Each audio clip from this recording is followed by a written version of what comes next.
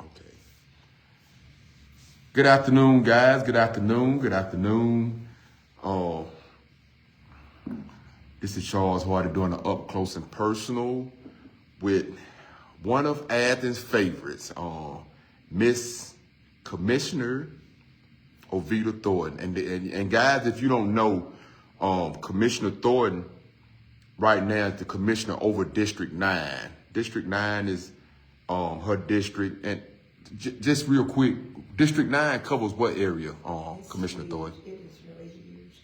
District 9 covers all of North Athens, but it also covers 72 all the way to the Jackson-Madison County line. Yes, ma'am. But then it goes the other way down Newton Bridge Road, and it connects with Commissioner Fisher's district.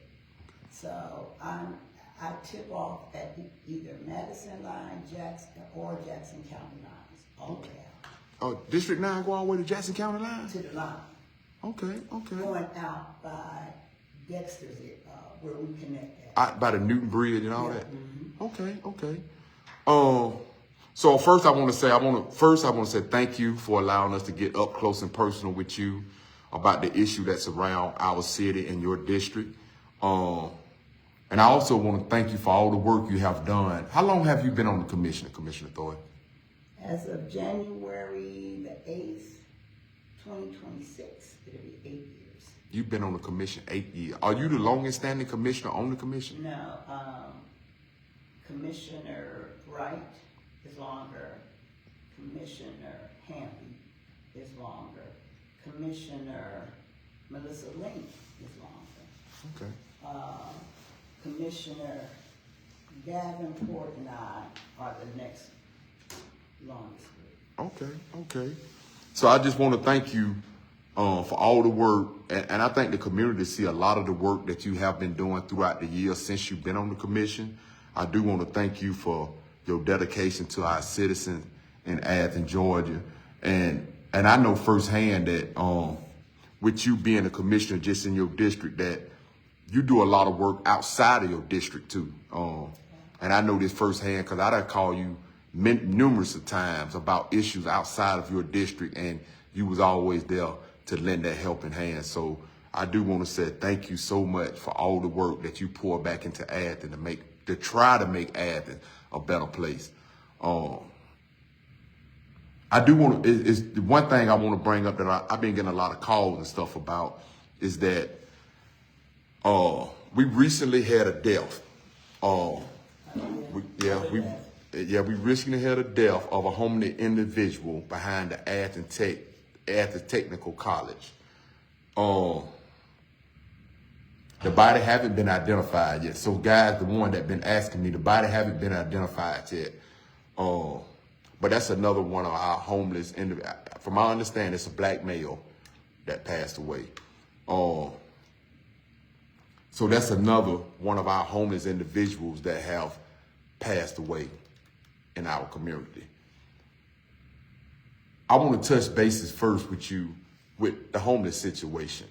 And like I said, Athens, Texas is your area. So how do you feel about that situation that happened out there in Athens, Texas? I'm quite sure y'all have been notified also. So how do you feel about that situation that got passed out there in Athens, Texas? Well, it's interesting you said you're sure that we got notified. We did. But I think my first notification was from your post. So I got the notification first. So, and that might be because I was out of town. I don't know. But the first I heard about it, and we've talked since then, was from you. I think that, first of all, it's definitely unfortunate. Mm-hmm. It is definitely unfortunate. I don't know any details. And I don't even know where to begin I guess we'll have to wait until we get everything back. But it just goes to show there is still so much more to do. Yes, ma'am. There is just still, and I don't know if we're doing everything we can. Now, some would say we're, doing a great job, but I don't know if we're doing everything we can.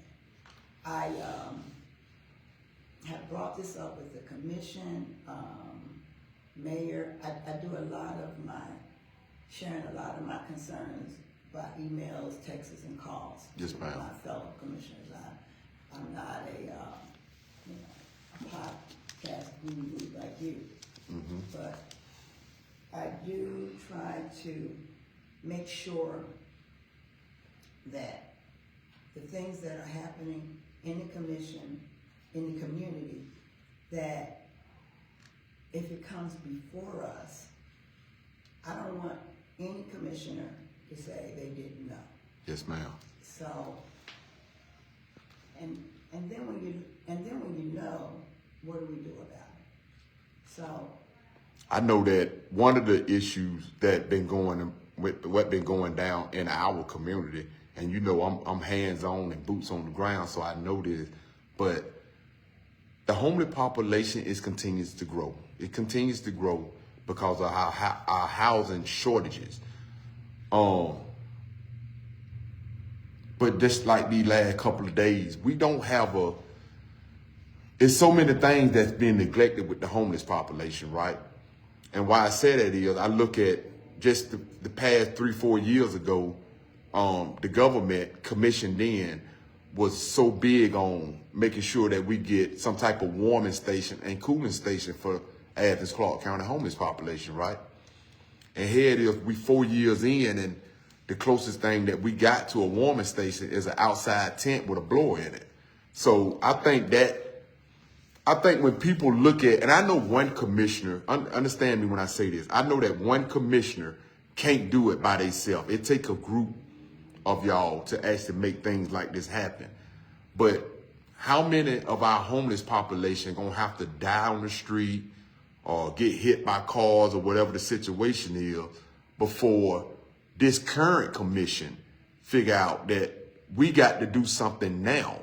I mean, 4 years ago, we talked about a warming station, a cooling station, and it's 4 years later, millions of dollars spent, and it still haven't hit our population.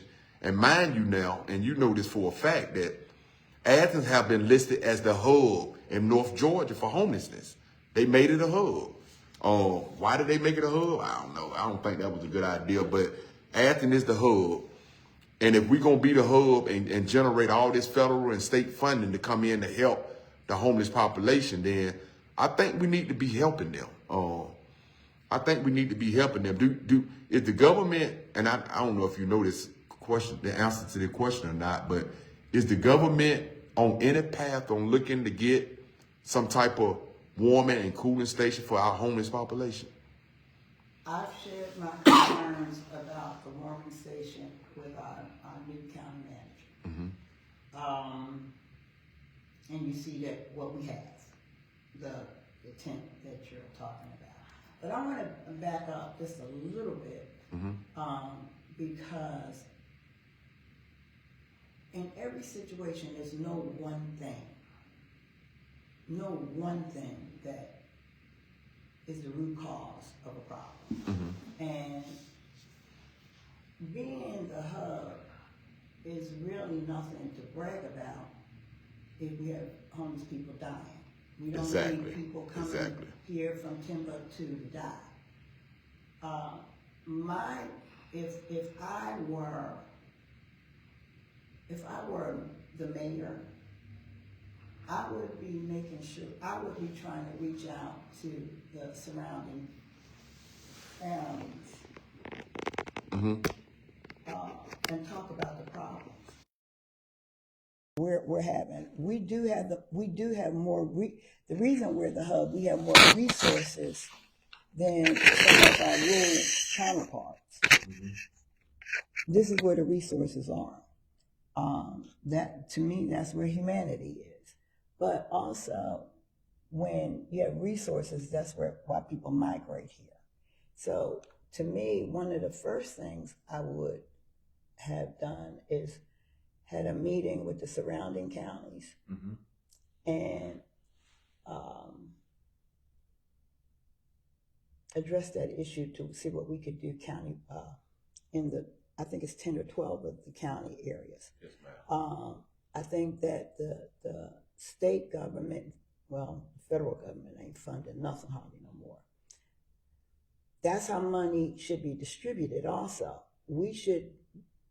Some of our neighboring counties should be having just as much resources as we do as far as being able to provide for the homeless. We do not need Gainesville when they get out the hospital for the police to drop them off on a corner somewhere in Athens. I think that.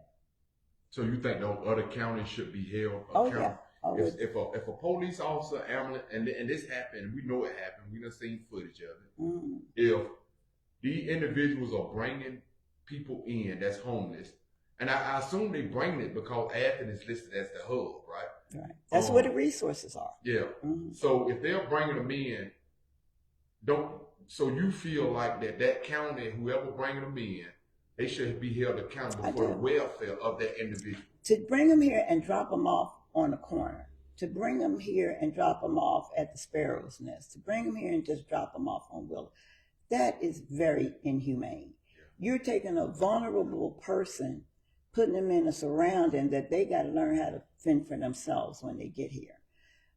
That takes relationship building, and that takes reaching out outside of Athens. Mm-hmm. Athens should not be the end all for all homeless people, because then we end up what we had on last week. I don't know, and I hate to speak out of turn on this because I haven't talked to anybody yet, but I was questioning the fire off of North Avenue last week, and I just got word that there were actually 2 abandoned houses that were set for demolition. Mm-hmm. But they did said that they saved the person that was in the house or something. So I have an abandoned house with a person inside that house. That's what it sounds like from what I'm getting on my email, on my text messages now. So just to look at it, it sounds like that it probably was a homeless person staying inside of that house that was trying to keep warm, and it got out of control or whatever, and it burned up. I mean, that's what it sounds like. So let's do allegedly. I don't want nobody suing me. I'm just telling you from the pieces that I'm getting, because I was trying to track this story down when I was out of town last week. Mm-hmm. And today is the first day that I'm getting concrete information. The news I got was from Channel 2, one of the, so was Fox 5. Fox 5, yeah, okay. Yeah, but today I understand it was 2 houses that were scheduled for demolition. And that makes me think now that there probably was a homeless person in there. But he's fine. If it was a thing where you was a standalone commissioner, right? You was a standalone commissioner, and if you could make one suggestion right now with dealing with the situation we face with our homeless population here in Athens, because we can keep trying to overlook, and I'm gonna be real with you, and you know me, you've been knowing me, and I love you to death. But if we could we're not gonna overlook this homeless problem. We ain't gonna keep, for so many years, our homeless population been overlooked. They don't have a voice, so people try not to worry. But I'm here to tell people that I am that voice for those people that don't have a voice. You feel what I'm saying? So we're not gonna keep overlooking this problem. We need to wrap our hands around, like you've been doing for years that you've been there. We need to wrap our hands around it and fix the issue. Because the issue it's getting worse, and the issue is not going away. But if you was a standalone commissioner and could make any suggestion right now with dealing with our homeless population, because we see the death, we see them getting hit by cars, we see people are hungry, we see them laying in the woods, we see them disrupting businesses or whatever the situation is. If you was the standalone commission and say, hey, I'm making this suggestion right now for that to happen with our homeless population, what would it be? I think I would restructure our homeless programs. I would restructure that. And maybe that's what they're doing with the homeless coalition. That's what I thought. Okay, I would restructure the homeless programs and staff, and those that get money from us. And do you know off the top of your head how many nonprofit that work with homeless get government funding from you guys? Well, you know what? They may not get it from us directly. They may get it from the continuum of care. Okay. And that's federal. Yes, ma'am. So I don't even know a local program. I know who has gotten money before, but not on a continuous basis, because most of them function on the continuum of care money that does not come through us. It comes from the federal government. But if we're all in this together, no matter where your money comes from, we should be all around the table. So you feel like if you could make that suggestion, it would be to restructure some of these nonprofit that actually work. The structure, I could actually, now I'll be honest, we did put ARPA money for the homeless coalition. That we did. That is not federal. I thought that the coalition would be the entity that would restructure the homeless programs. Everybody who gets continuum care and folk who don't get continuum of care money. That's what I thought. And maybe that's what they're doing, but I haven't seen that restructure take place yet. I don't think, the other thing that bothers me about the work we do or don't do with the homeless population, the people who feel either threatened by them or have experienced damage to their property, there's no seat around the table for them. Everything is pretty much the usual suspects. I think the people who have concerns should be around the table, for two reasons. One, they could probably get a better understanding of the homeless population, because some of the homeless people in the population are brilliant. They had great, I know that. And nobody know, if you go out here and ask an 8-year-old, what do you want to be when you grow up? They ain't gonna say, I want to be homeless. I want to be like him laying in the street. They're not saying that. So, but I do think if people who are not traditionally around the table are around the table, they can learn firsthand. We have some people who think they're helping the homeless because they'll write a check, but all that does is patch up something for right then. There needs to be a systematic change in the process. So that would be another thing. I would make sure the folk who are so far out of the game but have a lot of opinion are part of those conversations and decisions. We did a homeless study in 2020. And what was in that homeless study? How much did that homeless study cost? Did it cost like $20,000 or something? No. Two different studies. The one that I'm talking about it was over 100,000. That was over 100,000. That was in 2023. Since then, they have another one that they're trying to implement now. That's what is the 20,000. So first in 2023, the government spent over $100,000 on a homeless study. And what the biggest thing that came out of that study was creating the homeless coalition. and the Homeless Coalition. So now here we are. That's what one of the studies recommended, which may or may not make sense. But one of the big things that came out of that study was the Homeless Coalition. Okay, so we spent $100,000 to form a nonprofit. I'm just going, for the people that don't know, you know, I've been keeping up with it. I've been in it for a while. So for the people that don't know, we spent over not we, taxpayers spent over $100,000 for a homeless study. Only. Now, when you say you're right, it's taxpayers. It is taxpayers. But now this was ARPA money, and ARPA money, my point is, this is my point.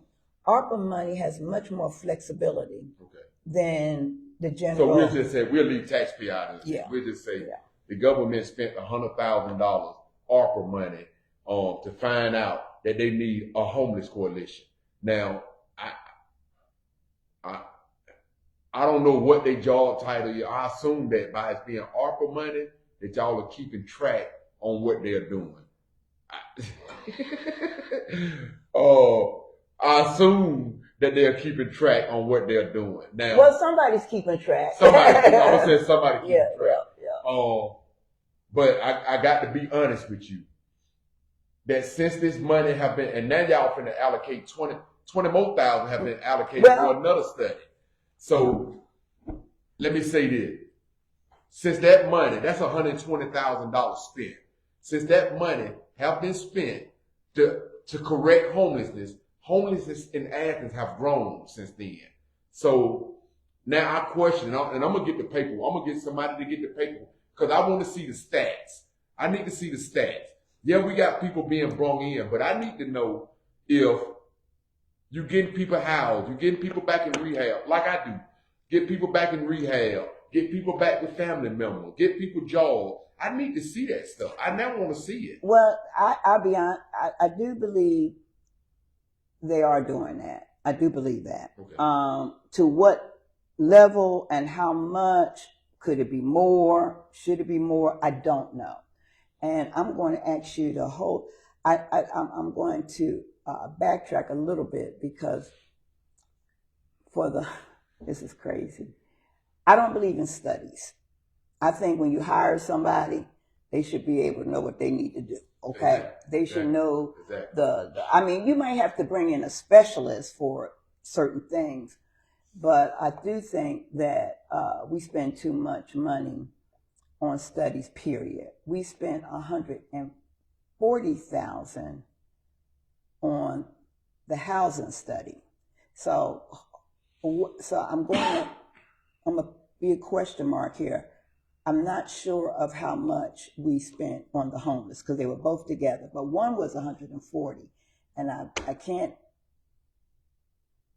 It was a lot for the homeless one too. Imagine what, and I have to say this. Imagine what. Just say the $100,000. Imagine how many people that could have been helped, whether you're paying their rent, light bills to try to prevent homelessness, or people that land in the woods, or sleeping in their car. And you know, I see this. I call you about this stuff. But people sitting in their cars trying to keep warm because they ain't got nowhere to go. People laying in the wood, and you know, and you know I'm not lying. This ain't something. Imagine what that $100,000 could have done just to help those individuals. Only to get a study back, and I think Athens know you don't agree with no studies. We know that. We hear you say that every time that, and I'm with you on that. I don't agree with no. Why do I need to pay you $100,000 for you to tell me how I need to help an individual?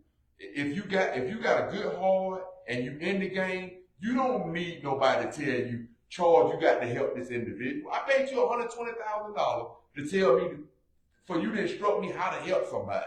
No, that's money to me. I'm not saying you saying that. To me, that's a waste of money. That's a waste of government money when it could have been used in so many other areas. Like the lady that got the $800 phone bill, or like the family that's sleeping in their car with nowhere to go. That could have been a hotel for a week for them to get themselves. You know, I just think that money is being wasted. I think I'm in a different world as an elected commissioner. I always, prior, was boots on the ground.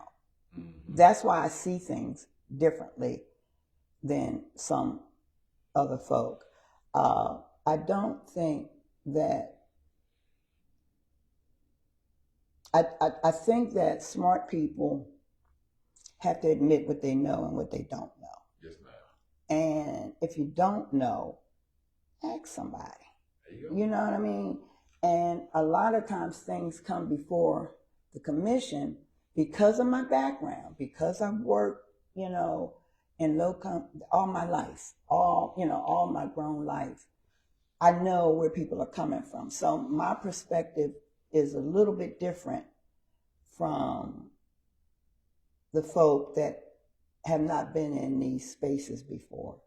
So I don't want to criticize any particular body, but when your results doesn't change or things get worse, you've got to go back. Common sense will tell you that's my point. So if you invested in a study and it didn't work and all this stuff, so somebody is supposed to, why would you stay on that same track if things are getting worse? Yeah. Right? That's my point. Right. It's not that I because some people need a study if they've never done this before. I don't need a study. You don't need to be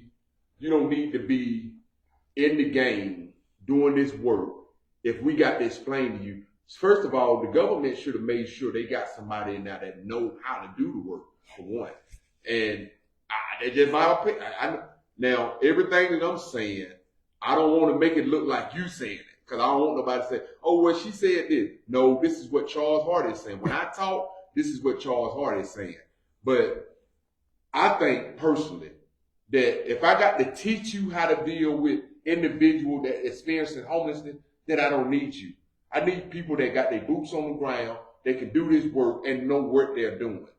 I'm going to keep spending hundreds of $1,000s on a study, on a piece of paper to tell me, Charles, that person in the car need a hotel for a couple of days, they're going to lose their mind. That type of stuff. One of the things I do find, and this whole commission thing, like I said, I'll be 8 years in January. Mm-hmm. I'm still learning. I did not even realize when we did the budget until recently that if we do a budget, and the budget is big, it's huge. I mean, you almost have to hire somebody to translate it for you. But once we release that money to an agency or a department, we don't usually hear back from them. You see what I'm saying? And that's a problem. But somebody monitored it though, right? It's supposed to be HCD. I'm going to tell you right now, the commission does not until there Y'all don't hands-on monitor. It's supposed to be ACD and ACD. Explain to the people, what is ACD? HCD is Housing and Community Development. Okay. Now, some of the monitoring is from economic development, because that's another department. It just depends on what the issue. If it's something related to business or jobs, it's usually economic development. Right. Things that are community oriented, like housing and nonprofits, that is HCD. But I do think that we as a commission should get a report at least quarterly. And I done heard a few of y'all commissioners actually recommend to the staff that y'all start getting these reports, because if you just gave an organization, just say $50,000 to do whatever for the homeless pop-up, whoever they're doing it for, and then you never hear back to see did that organization accomplish that, or and how did they accomplish it? What was the result? Y'all don't never hear back, but y'all bid for this money to go to them. That's so right. I think that's a mismatch in the government right there. I think that, and y'all, you and Commissioner Johnson, Commissioner Fisher, I'd have all heard y'all say, let us start getting the reports to see what the organization is doing with this money. I mean, And I think, and I don't even mind saying this, I think that, first of all, it's common sense. That's the first thing. That's the first thing. But I do think the leadership, our former leadership in the county manager seat, that was not a top priority for him. correct. And I'll say that because we get no reports from nobody except for Athens Tutorial. I'm going to give shout out to Athens Tutorial because they send us whatever they send to HCD. Now, whether we read it, whether we get it. And that is the only group that get, and they don't even get that much funding. But the truth of the matter is, even the tutorial program, if we just had a 2 or 3 page, this organization's on track, we would not have probably had the fiasco that we had with the Boys and Girls Club. I know you asked me earlier what I want to talk about and what I don't want to talk about. But it's called accountability. That's all it is. Accountability. That's all it is. It don't mean you're doing a bad job. Don't even mean you're doing a good job. But it means whatever job you're doing, we can monitor it more effectively. So one of the things I hope we get to with our new county manager is a reporting system that we would know at least quarterly. If it's too much to do every 2 months, surely we can get something every 4 months or every 3 months. I think saying twice a year is just as bad as saying none a year, because in 6 months, the whole ship could go sinking. So I would like to see in the future, and one thing I would keep advocating for is accountability from our projects and programs. Okay. Another thing I want to touch bases on, we got about 15 more minutes, so I want to touch these next 2 subjects. One of these subjects is that you running for commissioner. You running for commissioner to be reelected in District 9. Yes, sir. And like I told you at the beginning of the video, I commend you for all the work that you have done, not just for the city of Athens, but for your district. Before you actually got in District 9, I don't even think they had a solid representation over there at all. Nothing wasn't being done. Now you can see, you can actually ride through District 9 now and see the positive outcome that you have created just for District 9. So thank you for that. But I want to ask you, election time is in May. It's this May coming up. I want to say, what Commissioner Thornton, what platform are you running on for District 9 to be re-elected? I'm gonna take a moment and say a couple of things first. I have heard it more than once that I wasn't running, or I said I wasn't running. And I had to ask somebody one day, when did I say that? I even heard it from you, Charles. Oh, yeah. And my friend said, oh, it was about a year or 2 ago. And I'm like, I had to play it back in my mind. 22 and 23 were the worst years for me, period. Not just on the commission, but in my personal life. Every battle I fought on that commission, I would have to go home and crash out because everything was a battle. I should not have to fight with certain commissioners about what would be right for everybody, not just a select group of folk. I stand 10 toes down about issues in the Black community. We will never, ever, we will never recoup all that we have invested, no matter if they gave us Wells Fargo. So everything I do think of or want to do. It's the things that have been lacking in District 9. But like you said, I do it for the other districts too that don't have speed humps, don't have sidewalks. Our 2023 T-Splosh, and I admit I had some skilled folk who did that T-Splosh work, skilled, know how to do it. The average person, because they say, oh, so open to communities and groups, anybody can submit a T-Splosh project. No, you can't. Those T-Splosh projects are technical, and you need somebody that knows that language. So I've made it quite clear that by the time this goes to the referendum for a vote for 2026, I want to see those street lights up. I want to see Calvin Lane with speed humps. Calvin Lane? Mm-hmm, off of Nowhere Road. I don't want to sound like I need to see it all or nothing has happened, because remember when the North Avenue corridor became so controversial? I found out some staff didn't know where North Avenue ended. North Avenue ends right when you come off of the bypass. After that is Danielsville 106. If you go down there right now, if you drive down there, you'll see a sign that says, this is where North Avenue ends.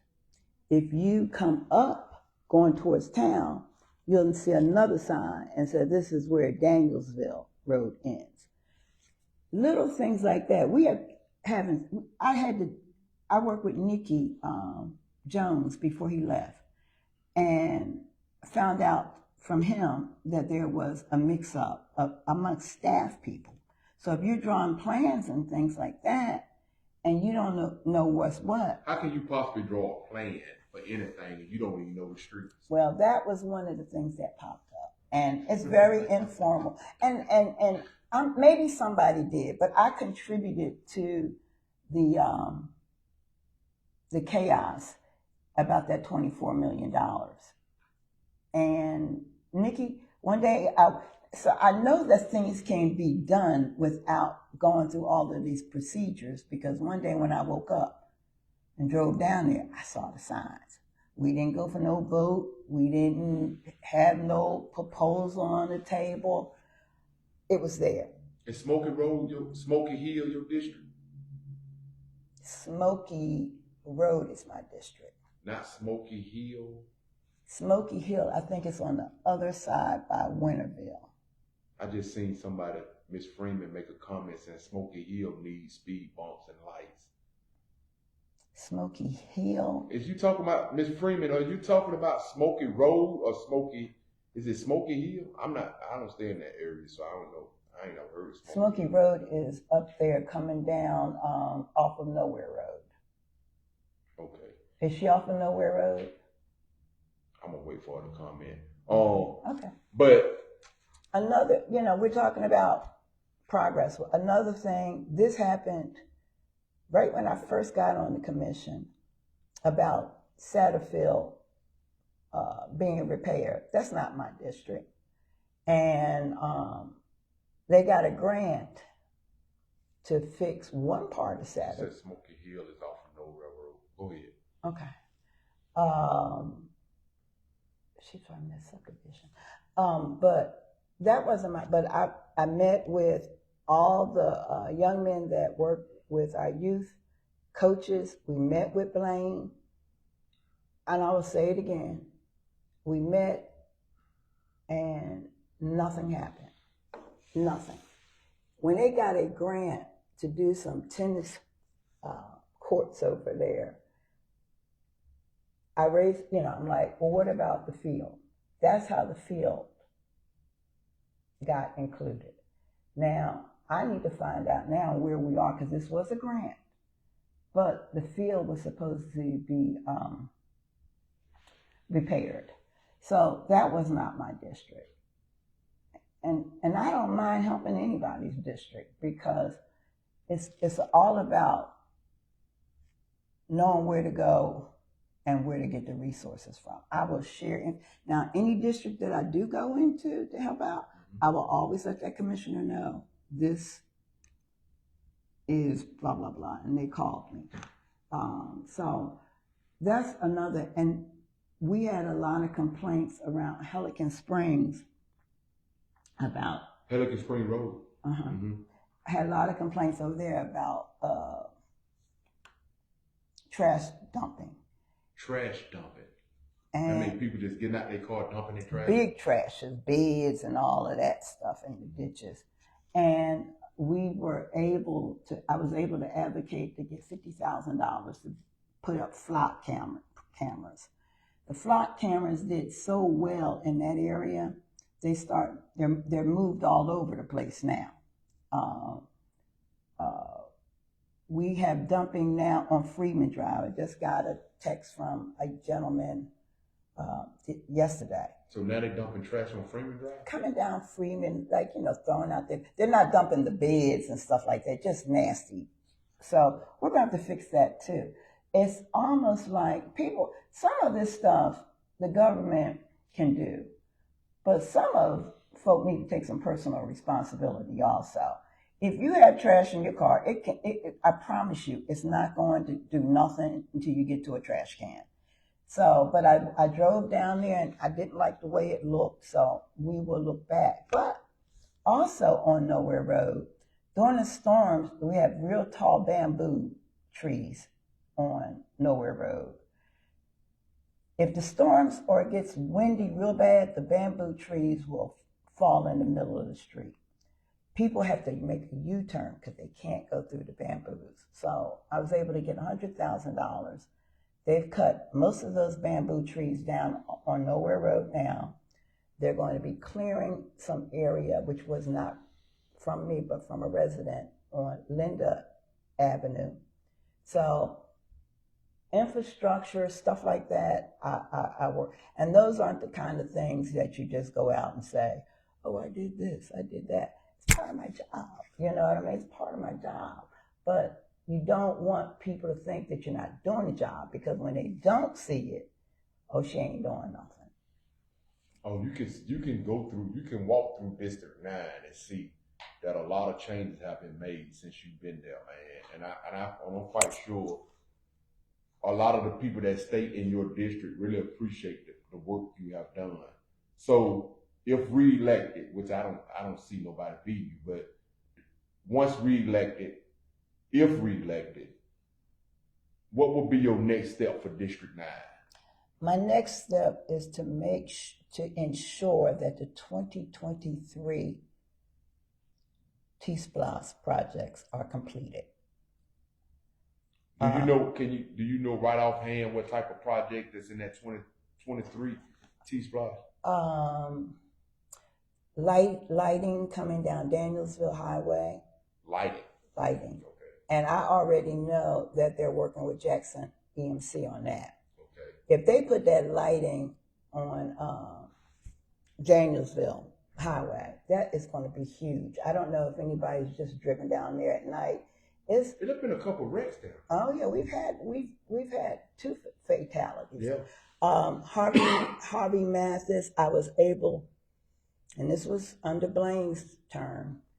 We had a homeless person that was killed off of Harvey Mathis in 29. Mm-hmm. So we worked with Department of. It's just me. You're fine. I'm going. Okay, I'll be right back. You go right out this door. Okay. Help yourself. Yes, ma'am. All right. Happy New Year, y'all. Right. That's our hostess, y'all. What time is it? But now if you go down Harvey Mathis Road, you'll see the R curve. The R curve makes you have to turn right, so pedestrians can get across the street. So I guess those are the things that I feel as though have made some impact. We've had abandoned homes. I've worked with. So Go ahead. So what are the areas that you will focus on in getting the lighting down? That would be the biggest thing for me, to have that lighting. And it needs to be up before the 2026 T-Splosh. Is there any other projects in District 9 that you want to see accomplished, or that gonna be a feat as you go into the next election? My new platform, or a different platform, I would like to see a police substation. A police substation in District 9? Mm-hmm. What would you like for that to be at? I have no idea, but it needs to be where police can get to calls faster than they do from downtown. Okay. So I have no location, but that would be one of the biggies. The other big thing is housing. Is still affordable housing. Next month, in January, on our work session, we'll be having a presentation on the zoning that needs to be changed. And I would hope that Mayor and Commission will move forward on a recommendation to change our zoning ordinance. And I'm looking for zoning ordinances that will change for manufactured homes, accessory dwelling homes, tiny homes, and modular homes. I would like to look at our property and have those designated once we get some of the zoning changed. I think I spoke to you earlier about the duplex that is somewhere that we own. I would like to get that renovated, whether it's for a homeless person or transitional a family. I got a lot of kickback about the mill houses, big, beautiful houses. So explain to the people real quick, what are the mill houses? Mill houses are those, if you ever go down Whitehead Road, those big houses that are made out of wood. Years ago, people who worked at the mills, they actually lived in the houses right next to the mills. Okay. So we don't have mills no more, but the houses still stand. But they're those big wooden houses, kind of old-fashioned with the chimney, the brick chimney and stuff. And they were just going to tear them down. So they're empty now. They're empty. And how many is it? It's 2 that we're going to try to save. For me, it was 4, but at least they got the 2. But now the complaint is, it's going to cost $1 million. We spent $1 million on whatever. If we had a 57 million and we only spent $1 million, because those mill houses are so big, they could be used for single family homes. They could be used for homeless transition. They could be used for veterans who always would need a place to stay. Mm-hmm. Or it can use, and we don't talk about this population, kids that are moving out of foster care. A lot of our young folk who are on the street, they came out of foster care. We need those kind of data through our homeless programs to justify these kind of, $1 million to me is a drop in the bucket when you think about the gentleman that was killed last week. His life was worth more than $1 million. Okay. Affordable housing, and this I'm gonna close it out with this. Mm-hmm. Affordable housing in Athens is non-existent. It's non-existent, and because it's non-existent, all the local Athenians, people that have been born and raised in Athens, are now being pushed on the outskirts. The Commerce, the Monroe, the Winders, they being pushed out to those areas. And if you go to the area where they once lived at, you see houses being built or have been built with out-of-towners staying in them now. You know what I'm saying? And we can skirt around it. We can think we don't see it, but we see it. I mean, even out in the Spring Valley area, the East Side, Art Street. I was just talking to a guy that made a donation today, that stays on Art Street, Dwight. Shout out to Dwight, man. Dwight gave me a big donation for the homeless population, and we was talking, man. I'm like, Dwight, where all these new houses? I see about 4 or 5 new houses just on Art Street.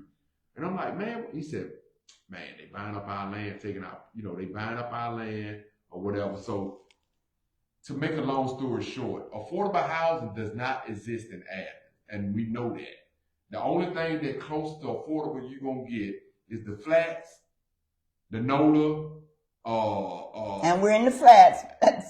Give a shout out to the flats. Shout out to the flat. But those are the only areas that we're going to see that's affordable for people that with everyday working jobs, right?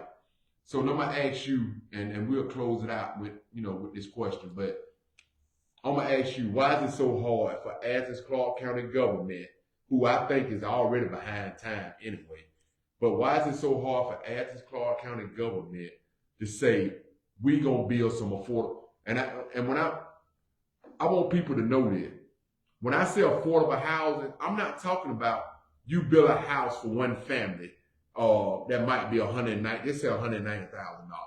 I'm not talking about that. Why is it so hard for us to build duplexes, where people can rent at affordable prices and add? Everybody don't want to buy a house. Everybody ain't capable of buying a house. So what about, and this is my suggestion, and this is because I talk to a lot of people. Why not build the duplexes, multi-family duplexes, and put the rent at affordable prices where they can get? Why is it so hard to do that? We can find people to do everything else. We can find them to get some studies done. We can find someone to put up tents for the homeless. We can find somebody to get groceries sent to such and such. We can do everything in Athens, but fix the one biggest thing that all Athenians face, and that's putting up something affordable for them to live in. And I ain't talking about no 1 or 2 houses a year. I'm talking about multiple sections of housing where they can go in and live. Not the flats, not the NOLA, not Columbia Brookside. I'm talking about something nice and affordable that we can get. So if you call me and say, hey, Charles, I got a homeless person laying over here, I know I can call or take them to such and such, and we got it going. Why is that a problem? It's not a problem for me. That's all I can tell you. So you can fix it? The reason I can't fix it is because of the past policy. Our zone, when I did the manufactured home workshop, Mm-hmm. our director of planning said our zoning laws have not changed since 1999. 1999, in the 90s, a lot of things were happening. A few years prior to 1999, that's when the government unified. If you go a few years later, that's where you'll start seeing the beginning of gentrification on the east side. And their rules were different from the rules on the west side. Then in 1999, that's when zoning laws are intentionally back then, and maybe even before then, were designed for discrimination. Now, and we know this. There's a book out called The Colored Lines that talks about this. Attorney and Planning Commission member Matt Hall has said this at our summits. We know that the zoning laws were discriminatory and in Athens, and has not been changed.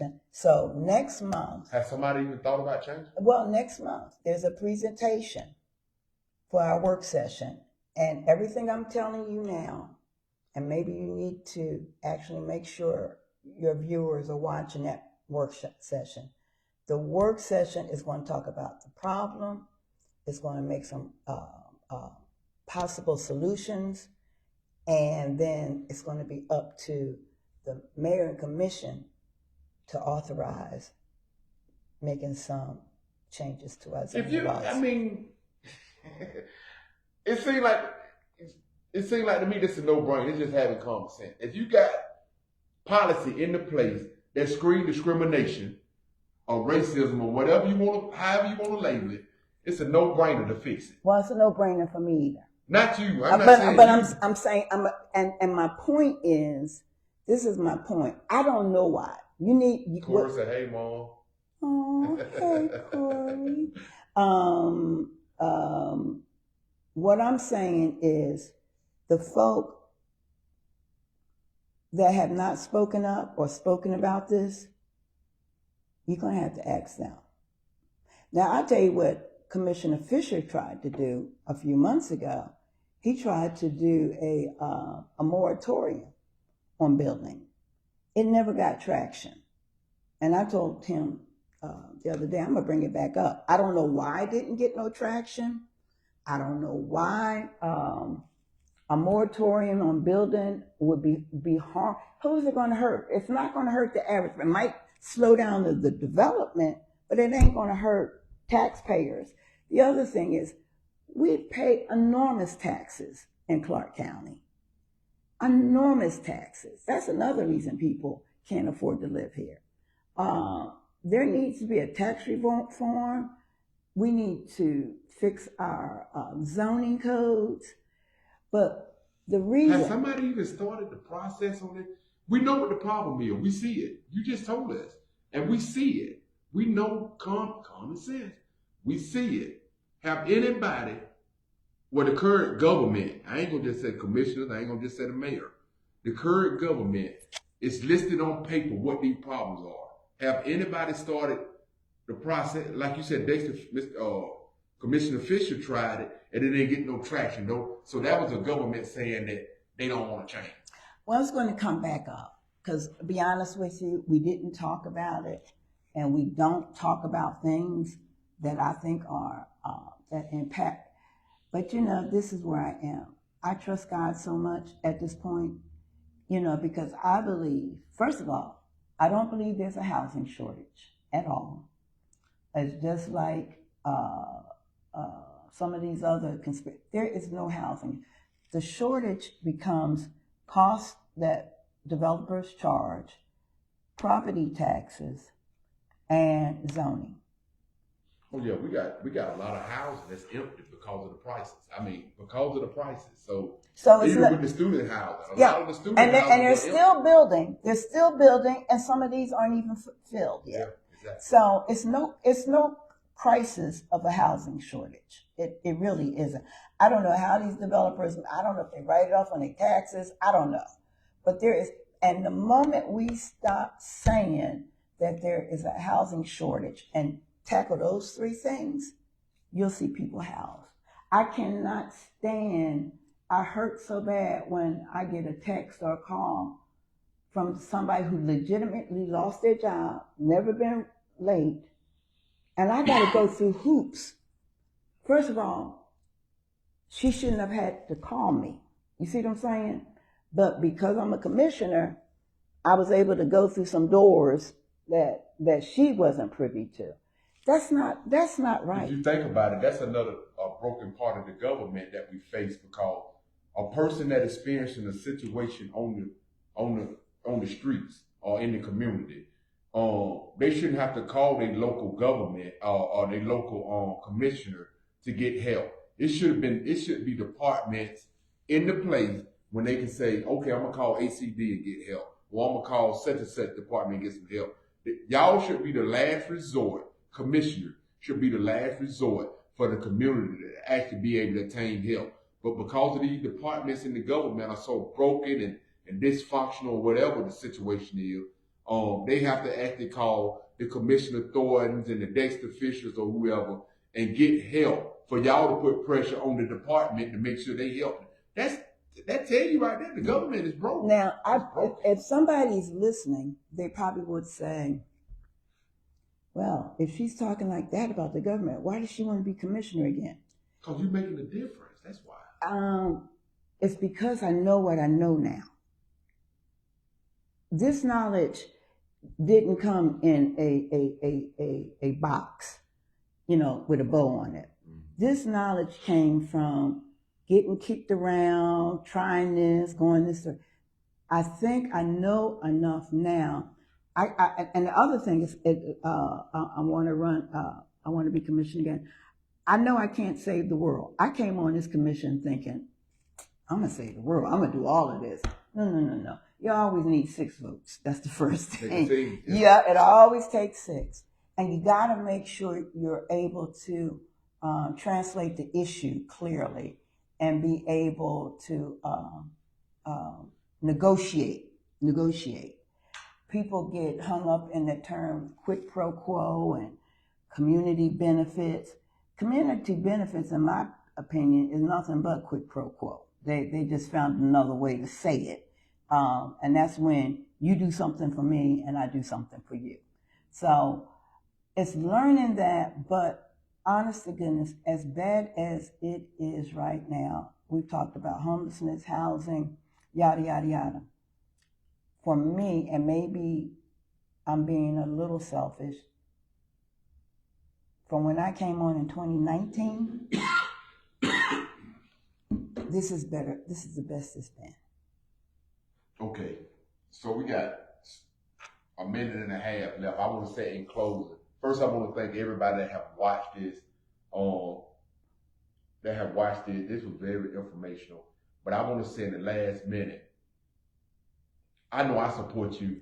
I'm supporting you, and I'm always support you for our next to continue to be the commissioner and make the changes that we need in our community. Because we need somebody that's ready to fight, not somebody that's sitting behind the desk just talking and typing. We need fighters on this ground to make our community better. Our community is suffering so bad, and that's because of the mismanagement and the disconnect. It's so much. But you are one of the pioneers that we need to stay in this seat to continue to make the change that we need for not just the Black community, for all of Athens. So in short, in closing, I'm in the ballot box right now, and I'm finna vote. Tell the viewers why they should press Ovita Thornton and return back as commission for District 9. She's consistent. She's a constant. She is direct. And she does not mind standing up for those folk who just are too weak to stand after so many battles in this town. Awesome. And guess what? And I don't know if you seen my live from the other night, man. And I said it. I told everybody that was watching that if you get to that ballot box, right, and they telling you to vote for somebody, and you see all these names on this ballot thing, before you press that button and say, vote for that person, you vote for that person, you need to first say, do I think that person will help me if I voted for them? And I think you have shown for the, 8 years? You have shown for the last 8 years that you love Athens more than ever. You always fight for the entire Athens. And some of these people watching this video, they can come in and say, I called Miss Ovita for this, or I reached out, and they don't even live in District 9. So you're fighting not just for your district, you fight for the whole Athens. And we need somebody to fight, not talking. Athens needs somebody to fight. We gonna continue to sink as a community, and we sinking badly. I do appreciate your platform and the people that listen to you, and I believe that this government has almost intentionally torn the fabric out of the Black community. And when I say that, I mean, we have not reached any of the points that we need to be, because this government has figured out a way to pit Black folk against Black folk. And I'm not going to give no examples, but I do know that we've got to come together too.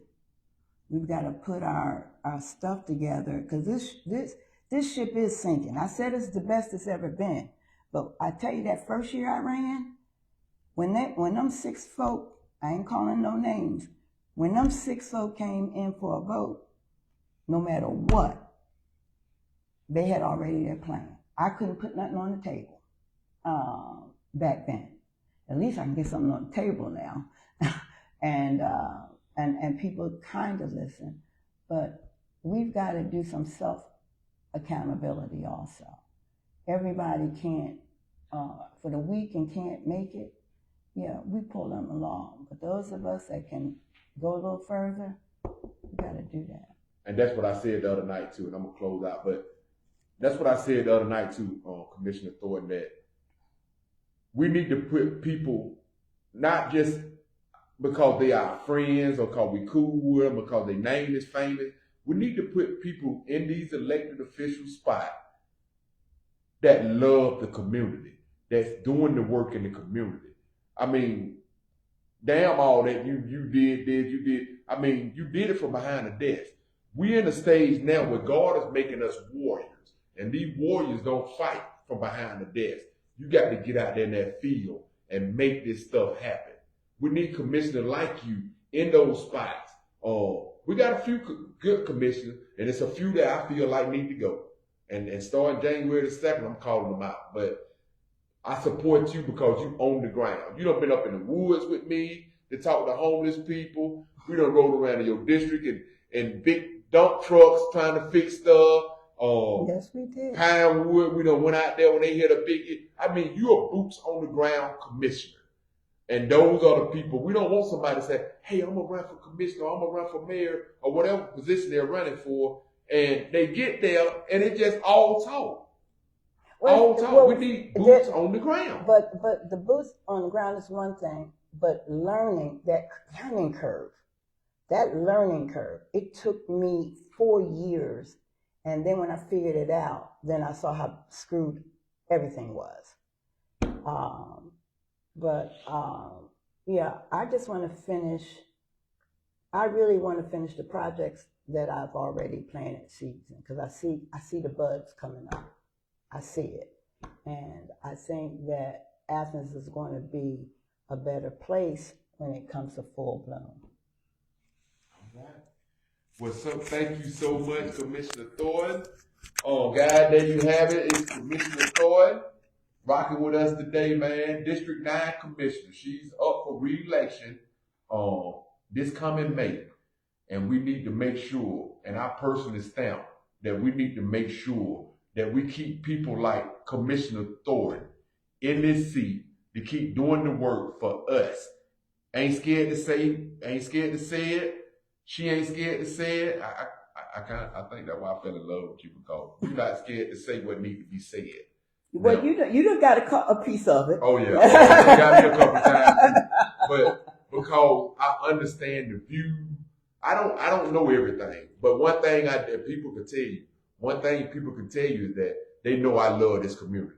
I mean, cause while people might be throwing bricks at the back of my head, I'm taking those bricks and I'm building another foundation to keep moving forward for this community. You feel what I'm saying? That's why I never get it. And I don't get paid to do nothing that I do. But I ain't going to give up on the people that don't have a voice. I'm going to continue to be that voice for those people so we can make those positive changes for everybody. Black, whites, or whoever. It don't matter.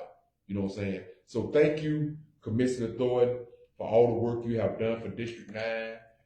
I'm going to support you in the District 9 race to get back in that seat, because we need that kind of person that can sit behind that rail and call them out when it needs to be called out to make things right for our city. Dude, guess what? 4 more years from now, when it's time to get reelected again, I'm going to be saying, it done got worse since the last time I talked to you. And I don't want to say, I want to say it done got We better. don't want to go backwards. Exactly. So I just want to see my projects, because I think the projects that I'm working on is going to be a motivational for all of Athens. That's all. Awesome. And I need this little bit more time to get it done. There you have it, guys. Commissioner Ovita Thornton, District 9. Make sure you guys that live in District 9. Y'all guys reach out and support Commissioner Thornton, and let's keep her in there fighting for us. You know, you got people everywhere that love you. You know that. I mean, not just District 9, but you got people everywhere that love you, man. And they tell me that all the time. Anytime they see your picture online or see you making a comment with a video I done put up, they always say, we love Ovita. And we do. We love you, Miss Ovita. Now, we can argue, we can tussle, but guess what? At the end of the day, I'm not going to sit at the table and eat a meal with you if I didn't like you. Because if I did that, the food won't even taste right. So we love you, Miss Ovita. Thank you guys for watching, man.